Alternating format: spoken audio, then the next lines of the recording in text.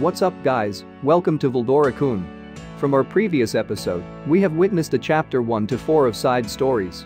If you haven't watched the previous episodes, I will put the link in the description below.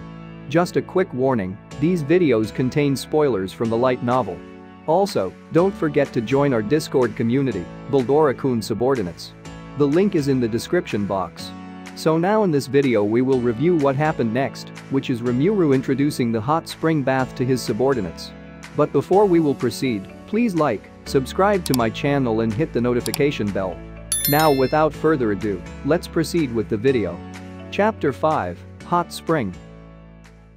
Okay, this may come as a surprise, but it has to do with the area west of the swamps where the lizardmen lived. A massive underground cavern, the natural labyrinth generated by an active volcano, would be found there. Its intricate internal structure was made up of innumerable twisting paths that covered such a large region that even the lizardmen couldn't comprehend it. If you take one of these roads, you may find yourself in a freezing cave world, while another may lead you to a world of flaming lava. There appeared to be hidden roads leading to magical hotspots as well, but these were regarded too hazardous to travel. The labyrinth, however, was not the expedition's main aim. Rather, it was the active volcano's presence. Because of this, there may be hot springs nearby. That concept sparked the whole affair. Everyone, I'd want to bathe in hot springs. What are your thoughts on this? My voice resonated around the conference room, however my ideas didn't appear to hit home with everyone. I mean, isn't a hot spring just hot water? You may just bathe in the river. Hot spring water is poured into the bathhouse in Worgen, but I never thought much of it. Kajin and Garm, the dwarves, appeared indifferent, while Dold and Murd nodded in agreement with Kajin. Hot springs didn't appear to be particularly noteworthy, although that viewpoint wasn't necessarily incorrect. My perception, however, was not the same as the dwarfs. Benimaru mused, hot spring? What is it meant to be? Isn't it a site where hot water is cooked by the tremendous heat of a volcano? Sao-e responded immediately and with remarkable expertise.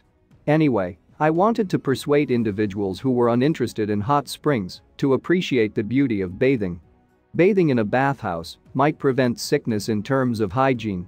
More significantly, as a former Japanese, I'd made it my mission to promote bathing culture and was looking forward to doing so. But I believe that was self-evident. Exactly. There are volcanic mountains that do not have hot springs, but we'll overlook that for the time being. The expedition's purpose, as Sao-e stated, is to visit hot springs heated by volcanoes. A variety of minerals are dissolved in the water as a result of boiling the water beneath, which I've heard are quite excellent for your body. I'd even go so far as to claim it's the most effective treatment for a fatigued body after war. Benimaru appeared fascinated after making that point. It seems fascinating, and I'd want to test it out. Wow, Rimuru-sama, you really know a lot. They looked to be warming to my proposal, so the next step was to win over the ancient dwarfs. Moreover, consider this, while bathing in the water, you must wear some clothing, correct?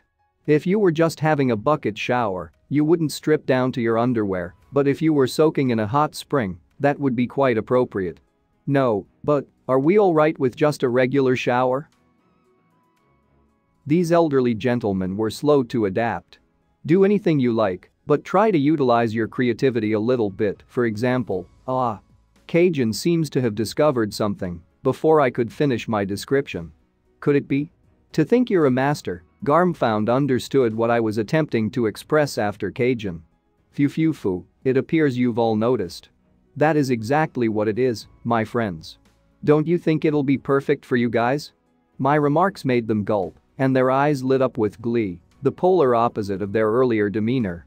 Besides, the history of mixed baths is part of the attractiveness of hot springs. Please, young master, let me assist you. Of course, we're all companions, says the group. How that's it is. The dwarves were now completely behind the scheme. Benimaru appeared to be undecided, while Sao-e displayed an uninterested face. As a result, the project to introduce hot springs to Tempest got underway. So, why couldn't I take a bath? No, that didn't imply there was no method to bathe. The issue was much simpler, the costs were just too expensive. The vast amount of firewood needed to heat a hot spring was prohibitively expensive. Even though we had previously collected scraps and wood chips from all of the building projects, this was not going to be a long-term solution. Even if we picked branches from the forest, cooking needs fire, so wasting fuel on bathing would appear irresponsible. We'd found the most acceptable source with the proper temperature once the on-site study was done. It was now time for me to put my skills to work, employing Shadow Step to connect Tempest and the hot springs through Magisteel pipelines. Working in the shadow space usually required holding your breath, but that wasn't an issue for me. The big issue I had here was figuring out how to route all of the different pipelines within the shadow area. Fortunately for me, I was able to put everything in the hands of Great Sage, who took care of the problem quickly. The dwarves used ornately carved marble to embellish the bathhouse. The phrase mixed bath must have sparked a lot of interest because the end result looked really lavish.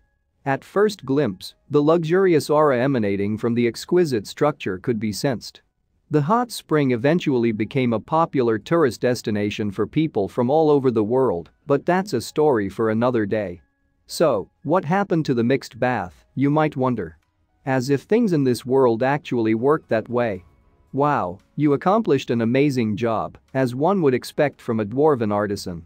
Now that the female alone side is completed, I hope the male-only side you've planned to build turns out just as wonderfully, Shuna stated, swiftly shutting off any disagreement. Benimaru consoled the dwarfs with phrases like "it's enough that we have hot springs." As a result, they would enthusiastically continue to construct the male-only bathhouse. Everything went according to plan. By the way, because I was a slime, I had unlimited access to the female-only side, but that had nothing to do with them. And that's it for my video. Thank you to everyone who waited for me. Don't worry, I will continue volume 9 and 10. Thank you so much. See you on my next upload.